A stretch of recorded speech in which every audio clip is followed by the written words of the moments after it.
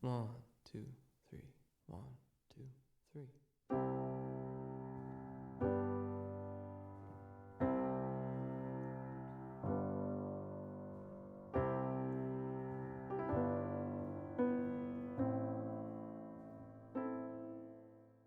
Well, the feel of the record, the idea was to really understand what roots music is. So, I grew up with a lot of folk music and a lot of rock music and jazz and bluegrass and, all these different forms of music that are really close to the foundation, I guess you would say.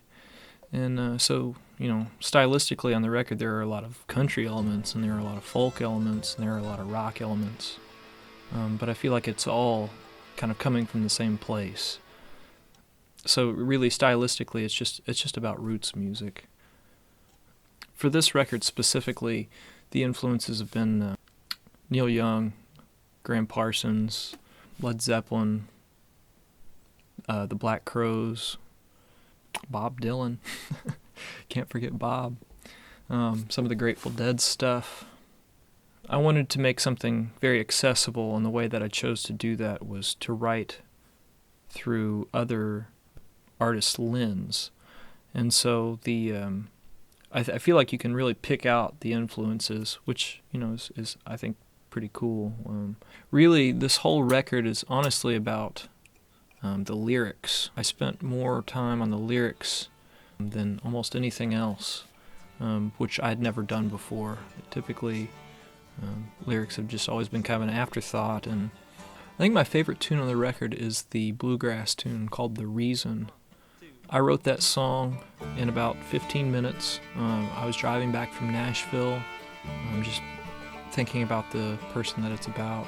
I wrote it down that evening, and the very next day we recorded it. It just kind of all fell together. We did about 2 or 3 takes of it, and it was completely finished, and just the vibe was right, the lyrics were right.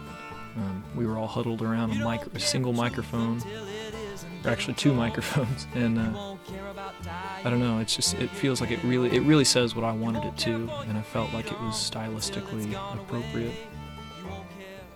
The musicianship on the record is absolutely incredible.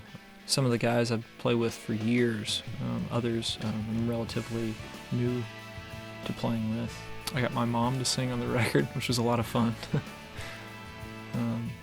She's, I guess, really the one that taught me how to sing ever since I was very little, or at least encouraged it. I chose to produce this record myself, again, just because of the nature of the material, but also just because I really wanted to have a hand in every inch of the process. So I did a lot in front of the glass and behind.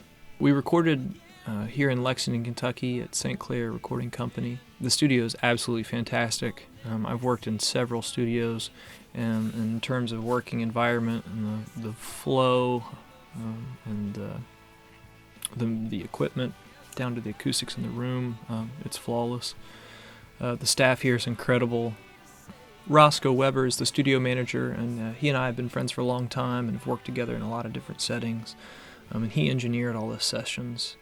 And Tim Price is actually the head engineer here. He's the one who mixed everything. Both did just an incredible job. This 2010 has been a miserable year for me in a lot of respects. I went through a divorce, broke my elbow, my house flooded, all sorts of different things. Had friends die. It's been a long year, and this is the recording of it. The recording and a record. I'm really pleased with how it's all turned out. It's probably the best recording ever made. Ever. I guess the next step is to make everybody buy it. Subliminally. You left me so confused, it wasn't you.